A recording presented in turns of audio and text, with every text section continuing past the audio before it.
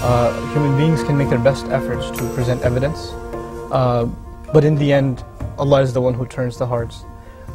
We have examples of people like Abu Bakr, who, when the Prophet Muhammad ﷺ introduced himself as a messenger, there was no time lag, there was no discussion, he immediately accepted Islam.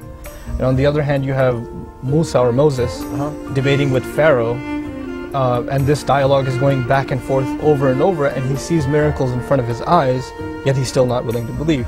So the first acknowledgement, of course, is that evidence alone doesn't lead somebody to guidance. It is, in the end, their sincerity and then divine intervention. It is Allah who guides.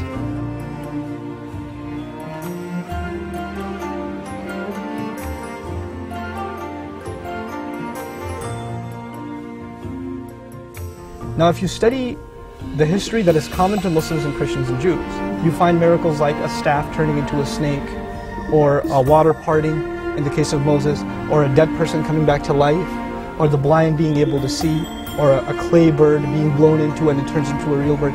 These are miracles of prophets that we all believe in.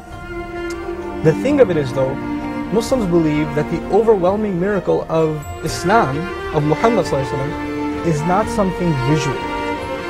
It's this message, it's these words. And they're not even given in the form of a book or a tablet or anything, they're spoken word. The Quran in its original form is spoken word. This is a dramatic departure from all the miracles of the past. I mean, if you talk to someone of similar faith, a Christian Jewish tradition, if you think of miracles, they think something for the eyes to see for the most part, right? A blind person being able to see again, and a leper being cured, etc.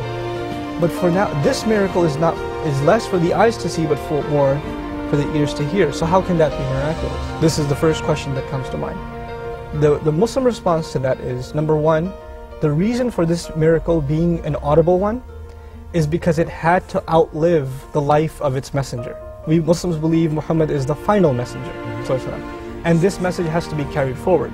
Now, for a believing follower of Jesus, when he tells his child, I saw the dead person come back to life, I saw the blind being cured with my own eyes, that's a father narrating an eyewitness account. That child would narrate it to his next generation as a family tradition. But after a few generations, it's just a story. You could believe it, or you could say, I've heard this from my parents, I don't know, I didn't see it for myself. Which is the skeptic attitude we have today.